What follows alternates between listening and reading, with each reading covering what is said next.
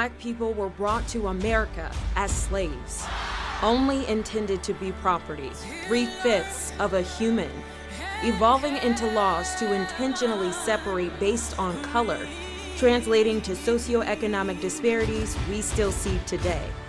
Education, health, economy, to be seen as human. George Floyd, Ahmaud Arbery, Sandra Bland, Eric Gardner, Philando Castile, Walter Scott, Tamir Rice, Trayvon Martin, Breonna Taylor, Oscar Grant, Terrence Crutcher, Stephon Clark. This is America. The list goes on. We see lives turn into hashtags and a movement that has to be said and explained repeatedly because the arrogance of privilege removes the true meaning. Black Lives Matter is a chant for the hope of equity and equality. It's there to acknowledge hundreds of years of disparity, grief, separation, fear, and oppression. It's there to acknowledge the willingness and resilience it takes to be alive, to press on when the heavy weight of oppression is constantly on our neck. Black people are tired. We can't breathe. And yes, the intent is for everyone to be equal, but until we reach that point, we have to recognize that Black lives matter. Welcome to Black Voices Matter. We're going to start the discussion, and I'm here with some community leaders, so let's introduce who we have here today. We have Matt Bruce, who is an activist, Shekinah Young, who is co-host of the Urban Impact Show and a community leader. We have Billy Weathers, creative director and community leader. And we have Teller, who's an artist. He's a behind-the-scenes community leader. So welcome all of you guys. I'm so excited to start this conversation. Let's get into it. So first, we know there have been so many protests and demonstrations that are happening across the country, around the world. And they've ignited for the last few days because, as we know, of George Floyd. A Minneapolis police officer kneeled on his neck for nearly 9 minutes, killing him. But I want to ask, why was this the straw that broke America's back? Why do you think? Billy, let's start with you. Good question. I think Minneapolis responded how we thought they should. I think they set the tempo for the rest of the nation. I think there was just a frustration that's been just building up for years and years and years that we don't need to really go into too much. I think it's common knowledge at this point. And at some point, there's just going to be civil unrest if they're not heard. So I think that's a result of what's happening. All right, Matt. We also got to talk about, in Minneapolis, the fact that they went through this with Philando Castile, and they went through this with Jamar Clark. You know what I'm saying? And they had what we are passing today, which is, you know, all of these measures in our racial profiling ordinance. They already had a community oversight board. They already had body cams. They already had, you know, trying to bring down marijuana as like low. So all of these efforts that they had over years and years and years to try and quell this tide, you know, really they seen it as not working, and they seen themselves as naked, needing to take a new step into a, you know, a more radical type of imagination for their future. And I also want to say that it wasn't just Minneapolis. It was Breonna Taylor in Louisville. It was Sean Reed in Indianapolis. It was Taylor McDade in Minneapolis. It was Ahmaud Arbery. You know what I'm saying? So this is like, we got hit with a wave of grief and pain and distress. And I think after having gone through COVID and seeing how Black people were treated in that time and seeing the different racial disparities and then going through that wave of death, I think it made us feel like we can't do this no more. Our reality got to shift now. A domino effect. Yeah. And then if I could just piggyback off of what Matt Bruce was saying, you know, I think that there comes a certain point where you start to realize there's only so much that can be done with policy change, you know, because we see time and time again that these things that are happening are against the policies that they already have in place. It's already against the policies they have, that you can't kneel on somebody's neck like that for any period of time, let alone 9 minutes. A lot of these, you know, use of force issues that we have with the police, are documented and are against the policies. And so it comes a certain point where you start to question how much a policy change can change a person's attitude and behavior. If we're seeing a constant pattern of certain things, a constant pattern of lack of enforcement, a constant pattern of under enforcement, those are the type of things where it's just eventually enough is enough. And, you're not going to take the, behind the scenes route anymore. You're not going to go for more policy change. You're not going to go for more action because, like you said, after Philando Castile, after Jamal Clark, all of these things we've put into motion, body cameras and all of these different things, and it doesn't seem like it's changing much. It's just getting them a little bit better at finding ways to work around or outside of their own rules. And so I think, when civil unrest is the voice of the unheard. And I think right now we're trying to get them to listen to the fact that it's more than policy change that we need right now. We need to change the attitude and behavior. Shekinah? Amplifying it, my brothers have already said, I think in addition to that, it's been the climate. So this is more so lather, rinse, repeat for some people. This is not new, So a person is killed, people are arrested, there's no conviction. We march, we cry, we protest, we lobby, and then it happens to someone else. The change that I specifically saw this time was that other people joined in the fight to help amplify those voices. And I think they joined in the fight because we're living in a post-Obama era where it became popular to have a dissenting opinion. In our country, you are propelled forward for agreeing with the masses, for not causing too much friction. We're talking about an era where there was a birth of fake news. There was a birth of alternative facts as this language was used and accepted as fact. And so it became more common for people to start questioning those who we previously saw as those in authority who were always right. And so this situation happened with George Floyd in a time where there were no sports. Everything was off TV. There was nothing like, except you, Raya. You was doing it, girl. You was doing it. But there limited distractions, right? And so you have people's attention. This isn't the first time we've seen this on video. It's not the first time. So the new thing to me is that the ally group grew. Like, oh, that is wrong. I don't think that's right. Maybe I should get out there and say what's happening, So I think what's different is the environment that we're in. We have our current president in talks about versus journalists kind of things going on. We have celebrities who we used to glorify. Now we're finding out that they are involved in scandals involving their children going to college. We got our brother Colin Kaepernick versus the NFL, which now the NFL is changing some stories. But that brother has not played since he opened his mouth.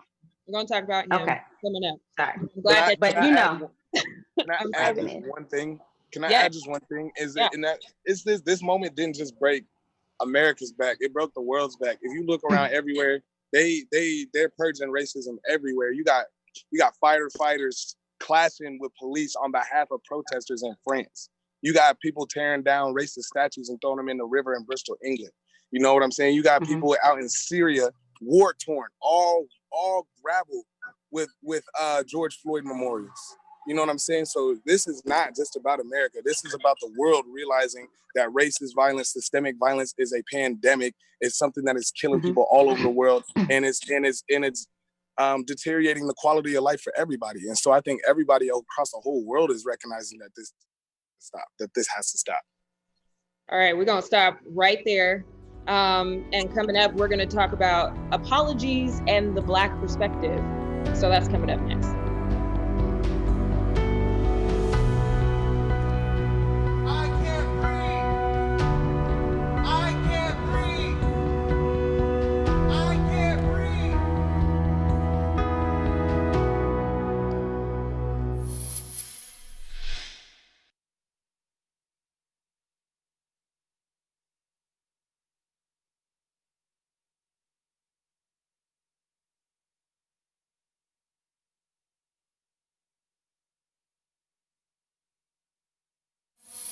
All right, welcome back. We're going to talk about apologies and the Black perspective.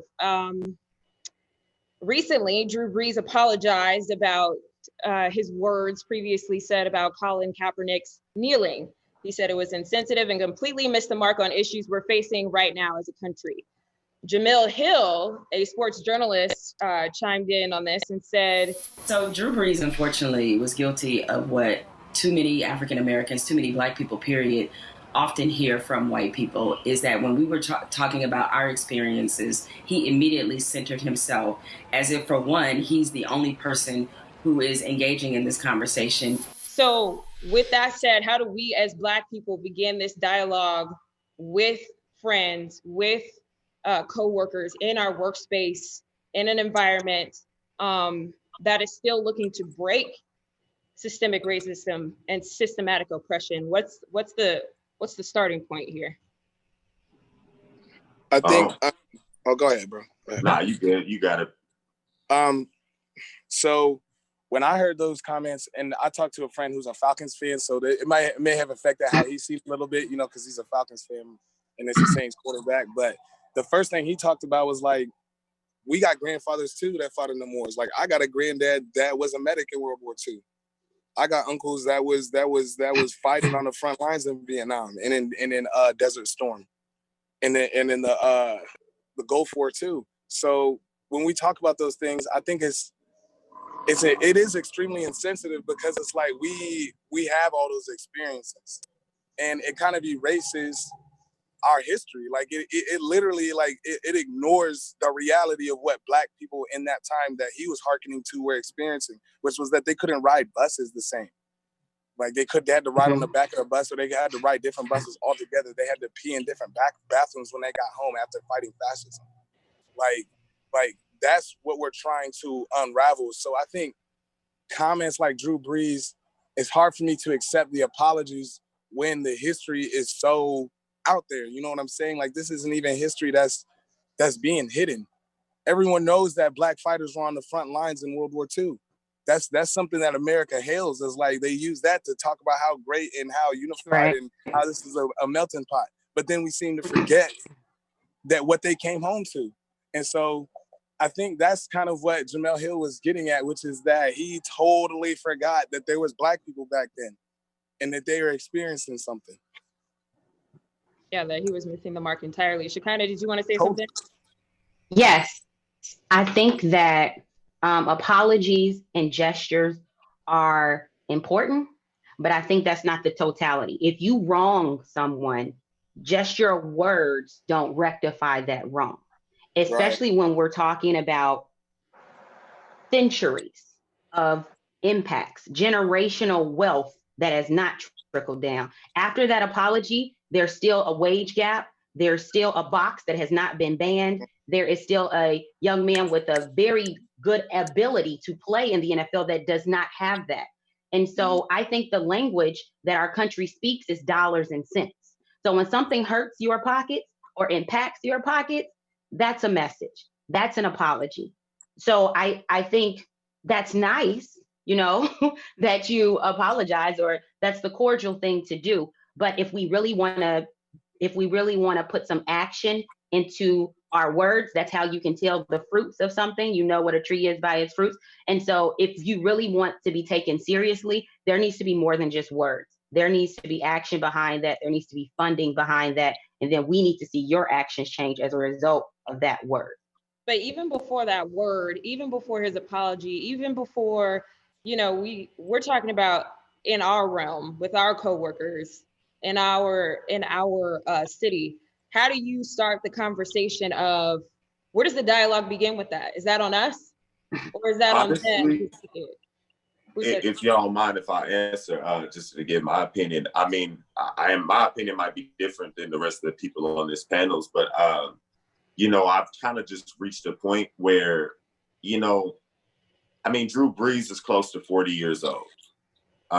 There's really no excuse at this point. He's been playing quarterback for the New Orleans Saints. He has a majority of Black teammates that he's been surrounded by, not just in his time in the NFL, which has been an over 10-year career, but his time in college. I'm sure his time in high school. I mean, when you look at the sport of football, it's just a fact that the majority of the players that play are African American and Black. And so it just adds to the gaslighting that we experience on a daily basis. The reason why, you know, we feel that we have to make such loud demonstrations when things like this happen. The reason why we feel like we always have to keep our cameras running or always have to retweet and share all of these videos, despite how harmful and impactful they may be to someone's psyche. We're constantly in this mode of trying to prove that this is happening, prove that this is two different tales of America. And one of the things that you see a lot that clearly amplifies that divide is feelings about the flag.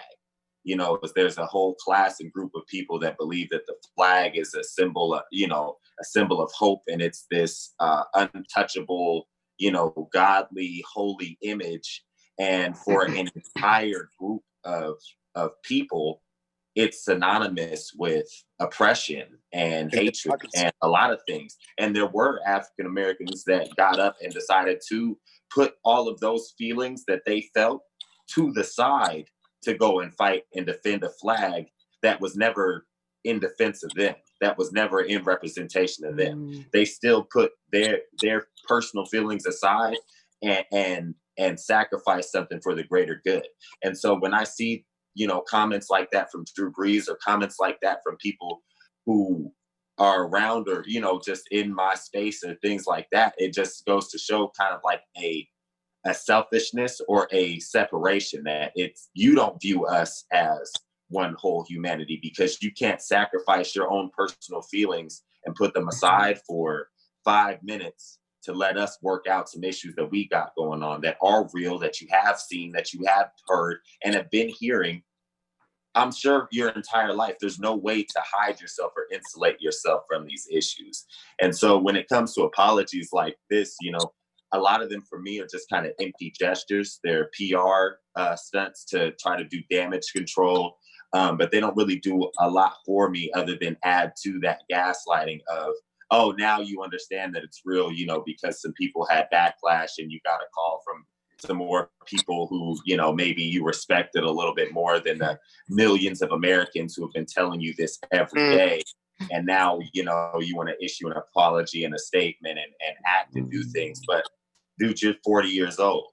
Yeah. You know what I mean? It's a little late. So that's where I'm at with that, with, you know, apologies and those things. And the other thing about Drew Brees is, wasn't he in New Orleans to see what happened in Katrina during Katrina? Like, wasn't he a saint when they had to fill up the came over around that same time? Yeah, I think he came over around that same time. Yeah, like, didn't he see? And how quickly did troops get to New Orleans? How quickly did the National Guard or other troops get there?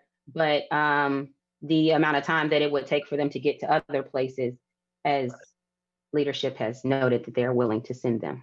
Yeah. And that's the thing that hurt me the most is Drew Brees knows, I know Drew Brees knows how beloved he was by New Orleans and specifically the Black people in New Orleans. Yeah. Black people in New Orleans that I know, I've known a lot of people that came over from Katrina that love Drew Brees, like love Drew Brees. And so the fact that you wouldn't even for a second consider that before making a statement just tells me everything that I really need to know about, you know, that whole situation.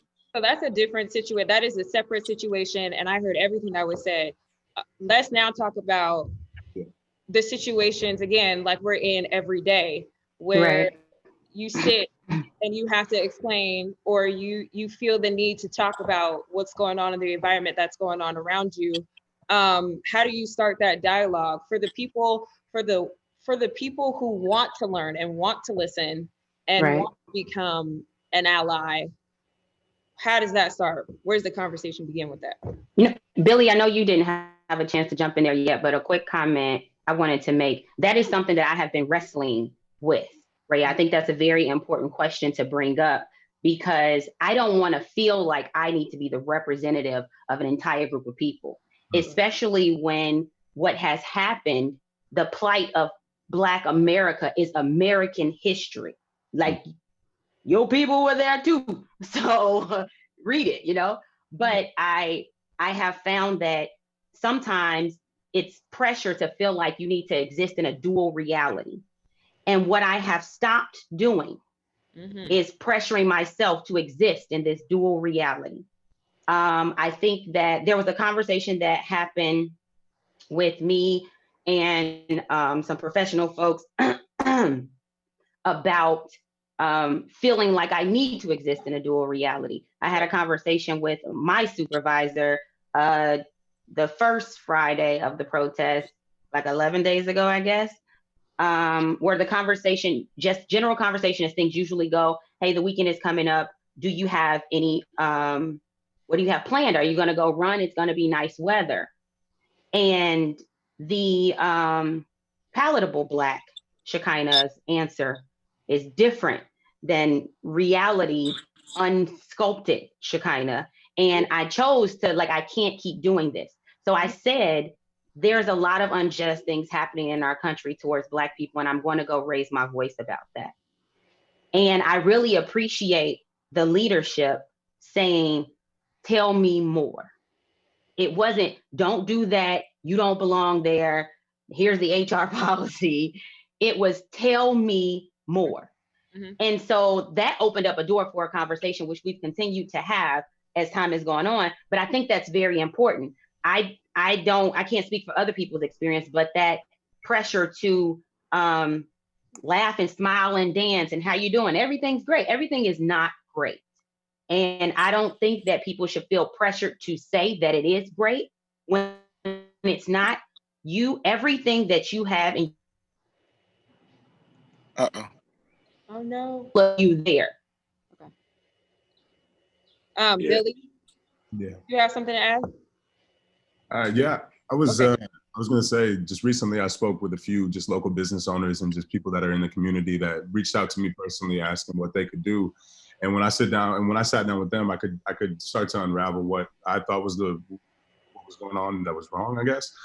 And so it's like when they have these closed door meetings and they're creating policies, it's like there's no Black people at these meetings. There's no perspective change. There's no understanding of, okay, well, maybe we should understand, I don't know, their perspective before we put out a Black Lives Matter post, or maybe we should do this in our policy change. Maybe we should talk to everybody at our HR meetings about what is going on. It's like America for however long has been sweeping things under the rug as opposed to cleaning them up. And I don't know, I think that's like the main problem, and getting people to feel like uncomfortable, because it's like, I don't know, how often do you go into a grocery store around here and feel uncomfortable because you're the only Black person that's around, you know? And I'm not asking whites to go into predominantly Black neighborhoods and just stand there and wonder what it feels like, but it is like, you know, you do have to get on those levels. You do have to understand, and until that happens, I don't know that there's gonna be significant change. But yeah, back to the Drew Brees thing, it's like, why, I'm trying to figure out why we keep asking white celebrities their opinions. Or like, you know what I mean? Or I don't know if we did. I think he was in an interview. Yeah, he decided upon himself that he felt guilty about what he said before and wanted to correct it. But that's kind of my question in the first place is, how do we stop the apology from even happening in the first place? And I think Shekinah hit the point of, and really everybody did, of it kind of being twofold. One, you have to be willing to have that uncomfortable conversation and sit down and talk to the people who are around you. And two, they have to be willing to listen and accept that there is an experience there that they cannot bring to the table. Yeah. And that if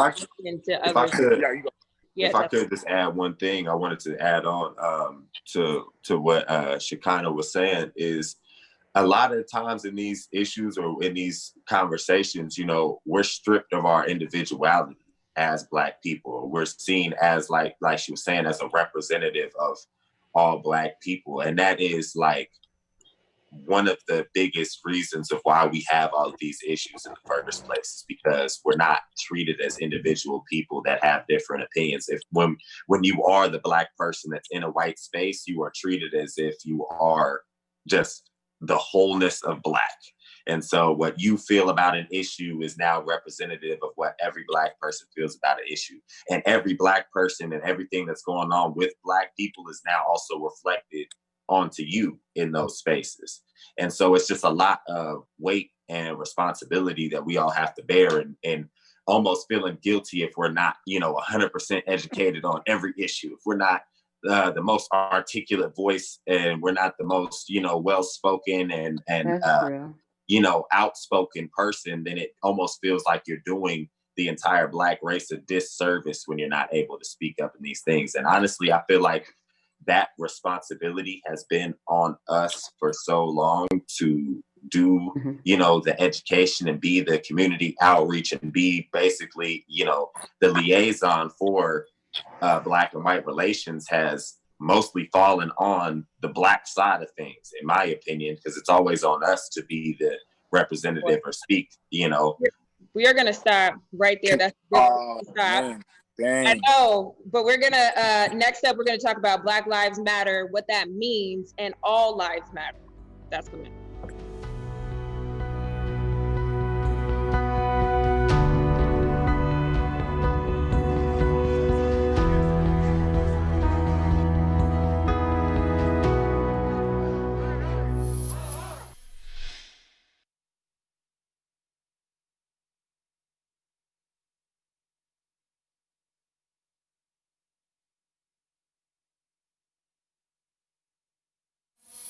Welcome back. We're going to talk about the meeting of Black Lives Matter and All Lives Matter. I've seen a lot of comments with All Lives Matter, so we're going to explain the difference because I think that needs to be said. But first, I want to start off with a video, reference of a video. A comedian, Michael Shea, is going viral right now, in part because he did a stand-up where he references Black Lives Matter.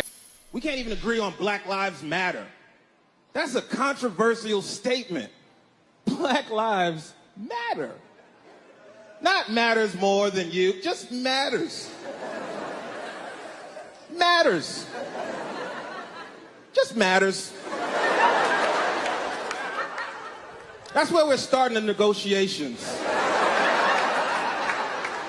Matters. Black lives exist. Can we say that? Can we say, is that controversial? We always ask for the lowest common denominator. We ask for the lowest rights. And although he was joking, there was a point in that. But I do want to get into Black Lives Matter and why that is a movement, why those words are a movement, because I feel like the opposition is always, or the response has been, all lives matter. So let's get into it. Who wants to start off? I guess they voted me to start off. So I'll say Black Lives Matter. I think it's really important to contextualize how that started. We got to say the name of Alicia Garza and then Patrisse Cullors and Opal Tometi, because those are the first three women to organize around those words. But specifically, Alicia Garza put those words in a letter to Black America in response to the death of Trayvon Martin, right?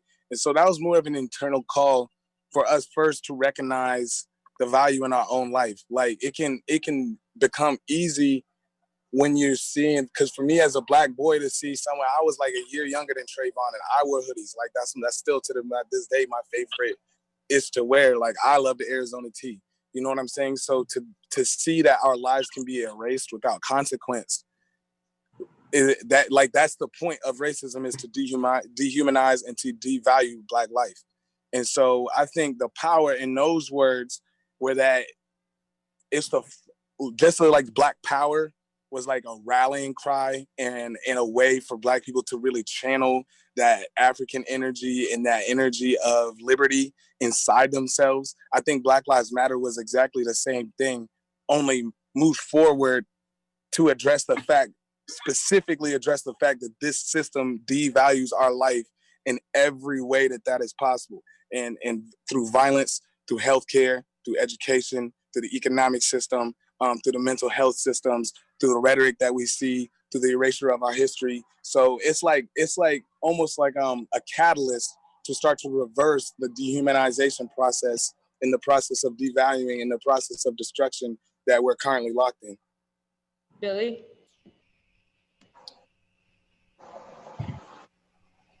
I'm gonna pass it on to somebody else real quick. I don't want to. I mean, you spoke pretty well on that, so I don't want to. Yeah, I don't want to. Shekinah, Teller. I want to say All Lives Matter is, I think the challenge is the way that these statements are used. So when someone says Black Lives Matter and someone comes back with All Lives Matter, the challenge is that you're trying to diminish what was said prior.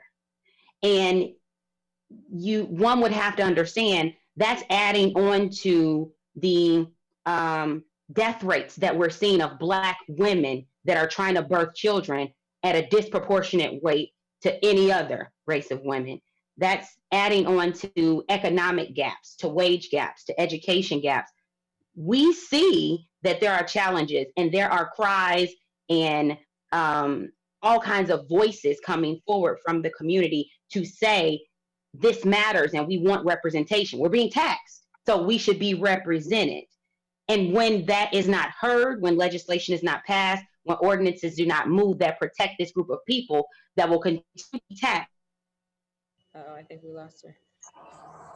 So can I add on, when people say all lives matter in response to Black Lives Matter, just on a basic symbolic level, they're trying to erase the word Black from the conversation.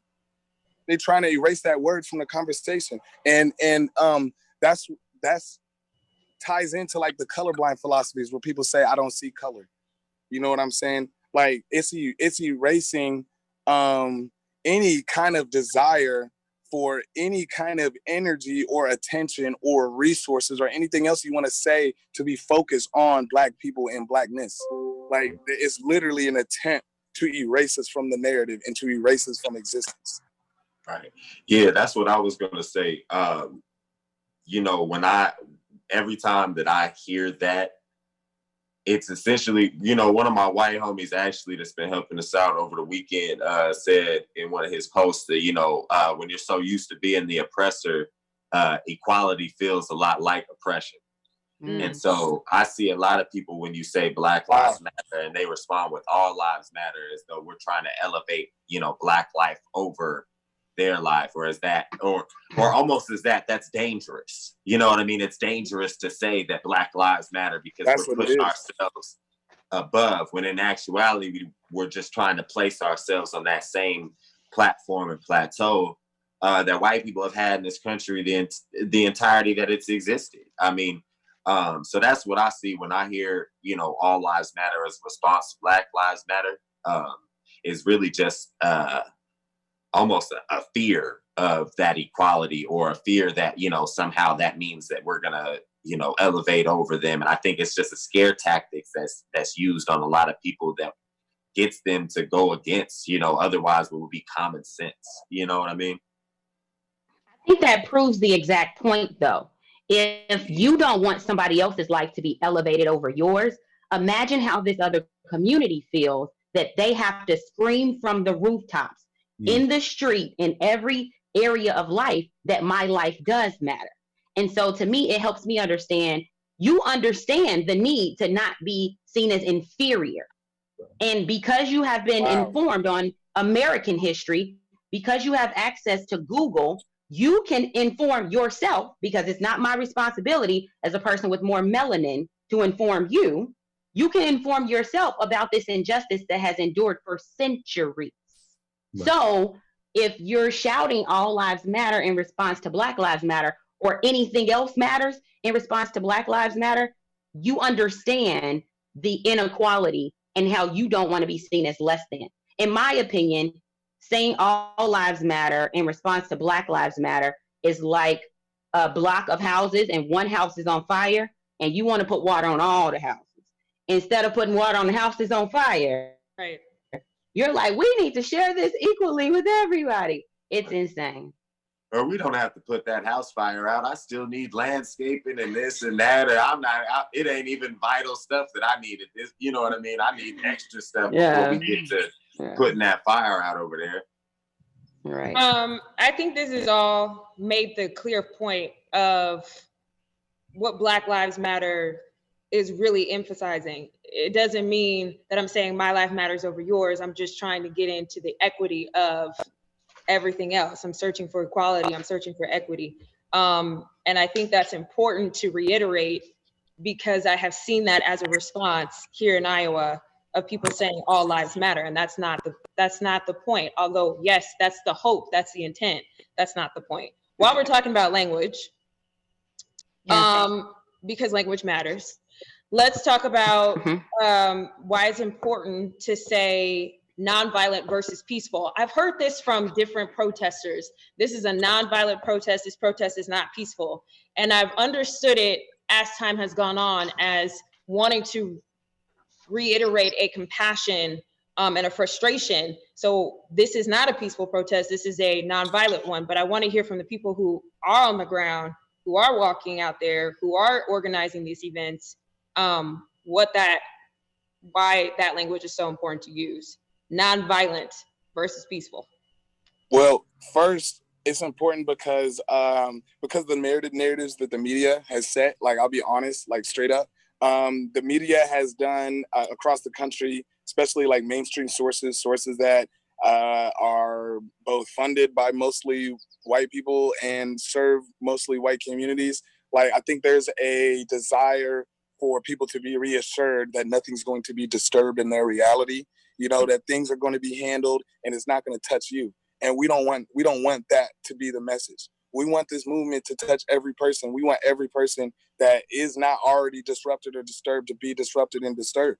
We want you to have to hear us at 8 p.m., 9 p.m. when we go by your house screaming at the top of our lungs. We want you to not be able to sleep because we can't sleep. We want you to have to be inconvenienced when you're trying to go wherever you're going to get food or whatever it is. When we want your street to be clogged off and you to be upset. Like, we want you to see us every day on the news and wonder why, be itching inside. Why do they keep doing this? Why do I got to see them on my screen every day? Why can't I just go back to my regularly scheduled programming? That's what we're trying to do. We're trying to disturb the peace in this country because ours has never existed. We've never existed in peace. So we're trying to make it so that everybody in this country has to come together to finally solve this problem so that there finally can be peace. Thank you, Matt. Billy, do you want to close us out? It's pretty well said. I would just, continue to piggyback off that message of the uncomfortability. It's going to continue to happen because, like you said, there is no peace until everybody is on the same playing field, the same equal rights, the same stance as human beings. We can't look at each other like sisters and brothers, and there's no point in us even existing together. So. Yeah. If I could just get one thing in real quick, I just wanted to say I was one of the people who didn't necessarily understand, like, I guess the difference in the wording, you know what I'm saying, until more recently with some just kind of peeping and listening to what Brother Matt was saying, you know what I mean, about peaceful versus nonviolent. But one thing, and it's not necessarily, I guess, tied to this that I do want to state is, Black existence for a lot of things is viewed as a disruption, even when we are just chilling, even when I'm just hanging out on the corner, listening to music or dancing or being joyful, when in situations where I am being peaceful is not seen as such by the outside world. I'm not able to just exist in, what is my peace to me, or what is, my solace or solitude doesn't look the same as what everybody else's might, or ours doesn't look the same as what everybody else's might. And so it's seen as a disturbance, you know what I mean? I think that's part of the thing that we're fighting when we come out and we say, these are nonviolent protests and these are, whatever. It's like, that's the connotation that's put on us when they see us, when we were listening to certain music or we dress a certain way, or there's a connotation that, we're a violent people. And it's like, that's not the case. And none of the things that we do that's part of our traditional heritage or just character, it should be associated with that just for us existing. Strong words to end on. We're going to stop there. And when we come back, we're going to talk about the changes needed in Iowa and the policy changes that are on the table.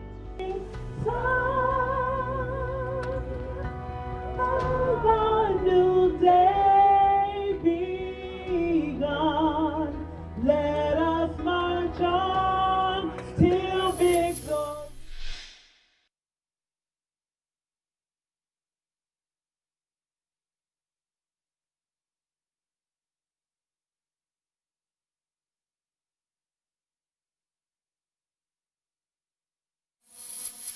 Welcome back. We are now here and going to talk about policy change and what's needed to change here in Iowa. We've heard demonstrators come forward with something called the Perfect Union, which has bullet points of what needs to change on the state and city level.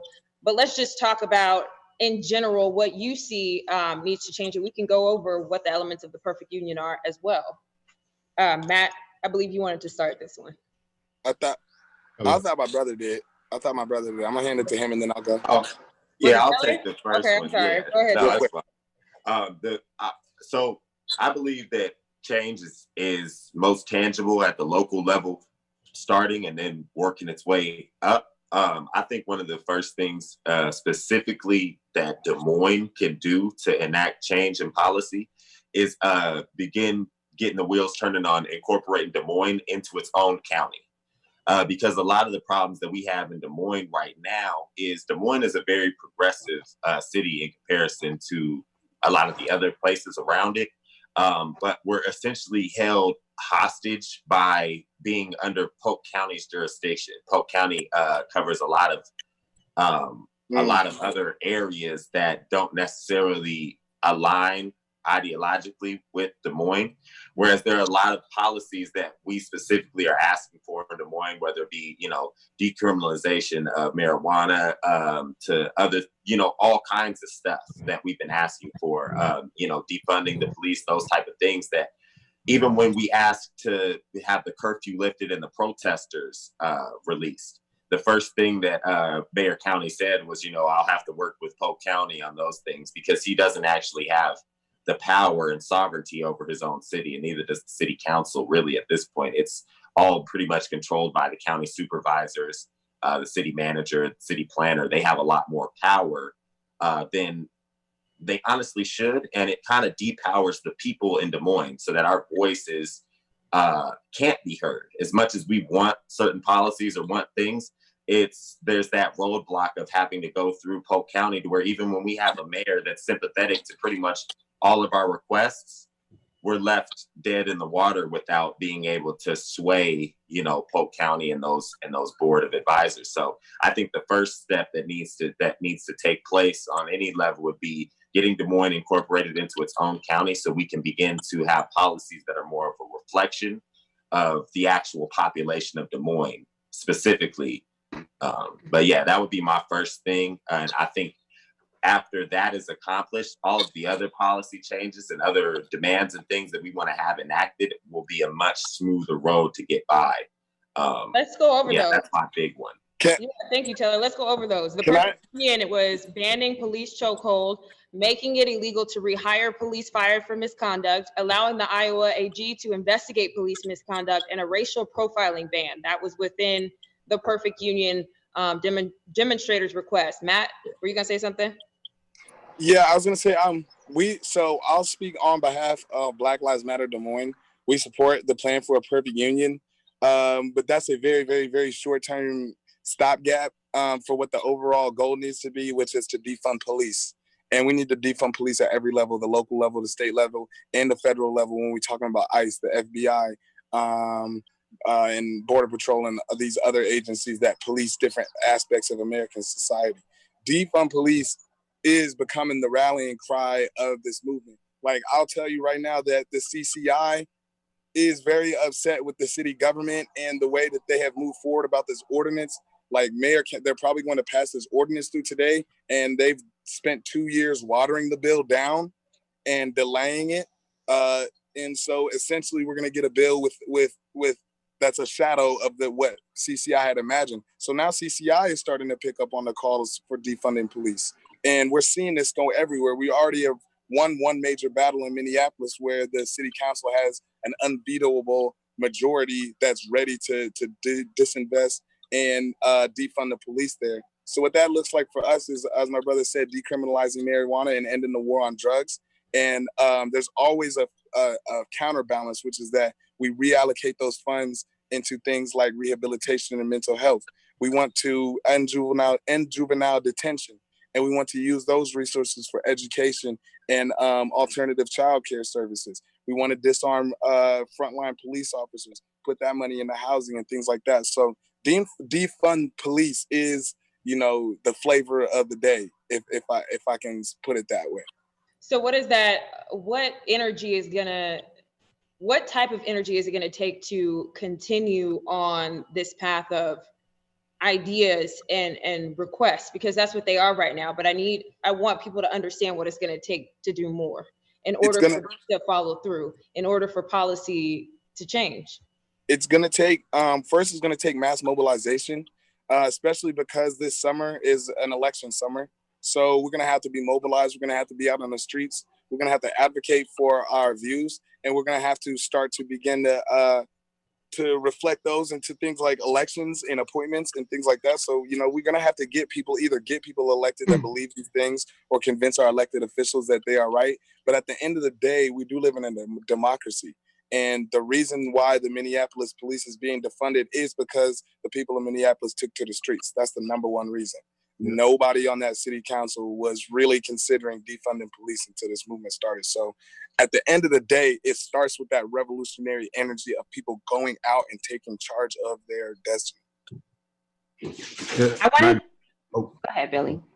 I was just going to say, I think it's, to piggyback off of what my brothers have been saying, is like the mobilization is key, and just like getting people's rally cry and heard, making sure the message, and then making sure all of our policies as Black women and Black men align, and on the front is also important. So we're not out here making conflicting messages and confusing the policyholders. And I think after all of that is not even complete, because it's like I don't know how long the marches will last. It's figuring out how do we get into these board meetings? How do we sit down and have lunch with these city officials? Because that's what they do, is they sit down and have coffee and go golfing and talk about the policies and what they want to enact.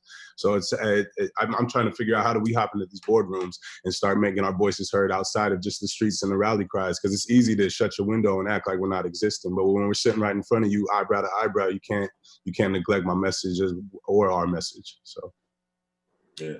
I think when it comes to the more perfect union, I went to DMPD's webpage, and they talk about their mission or their purpose. They don't blatantly state it as their mission or purpose, but they say they exist to protect lives and property and enforce laws impartially. And I don't see anything within those three requests about banning chokeholds, about not hiring an officer after they've been fired for misconduct, or about allowing the Attorney General to investigate that misconduct that impedes their ability to meet their mission. Nothing is there. Even with the Attorney General statements about protecting civil rights. This is why they exist. This is what we've been fighting for all of these years.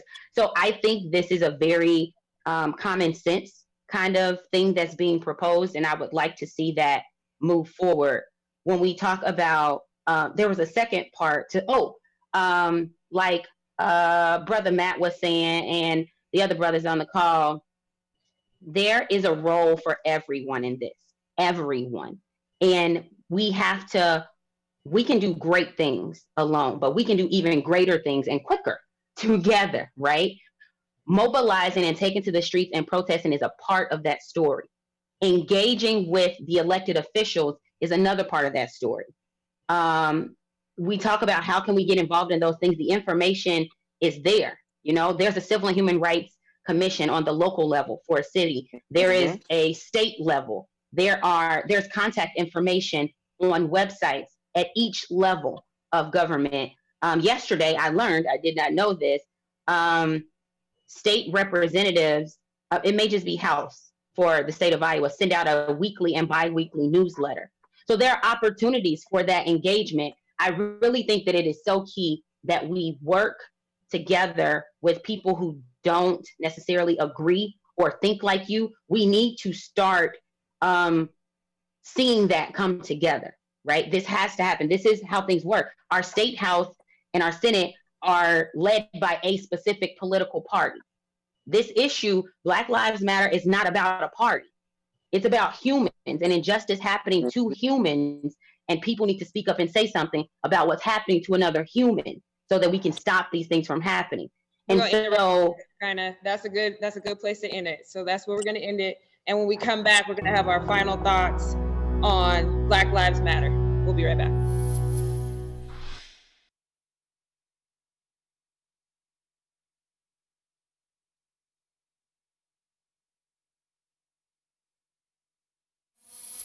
Welcome back. We have had some great, passionate dialogue, and now I want to hear from everybody about their final thoughts about the Black Lives Matter movement, this movement happening right now in Iowa, across the country, and around the world. What is your message to Black youth in general, or just anything that you want to say about this? Shekinah, you want to start? Or Teller? Yes. I think that Black Lives Matter movement is an inclusive effort specifically focused on the advancement and trying to bring things equal for Black people. It's beyond a Facebook post. It's beyond marching in the street. There's a continuous effort. This does not stop. So I would challenge people to educate themselves and engage with their local government and stay in the face of those that are impacting change. What I would say for everybody is, don't just be a cynic. If you don't like what you see happening in any movement, especially movements of our own, get out there and get involved, and don't just be, on the keyboard, giving dissenting opinions on things. Get outside and get active. Put those people will find one little difference to nitpick and use that as an excuse not to show up and be part of something that's greater than themselves. And I would just like to say, me personally, I don't agree with everything that's going on, but I'm out here every day because I know that there's a greater goal at hand. And so I would just encourage everybody else to do the same. All right, Billy.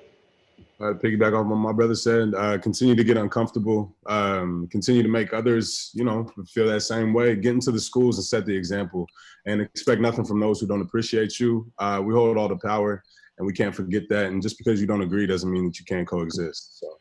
And Matt. I'll say if Black Lives Matter, then everybody, regardless of your color of your skin, needs to look up and research the history of slavery in America. That is what we are dealing with today. I want to say defund the police. I want to say follow Des Moines BLM on Twitter and Instagram. And finally, as a call to the Black community, this is our time to come together. This is our time to solve the issues of violence and drugs and all of this stuff in our community. And this is a time for us to come together and rediscover our love for our community. This has been a great start of dialogue as the movement continues. I thank all of you for being here today and continuing the conversation. I'm Rhea Spigner. Thank you so much for watching Black Voices Matter.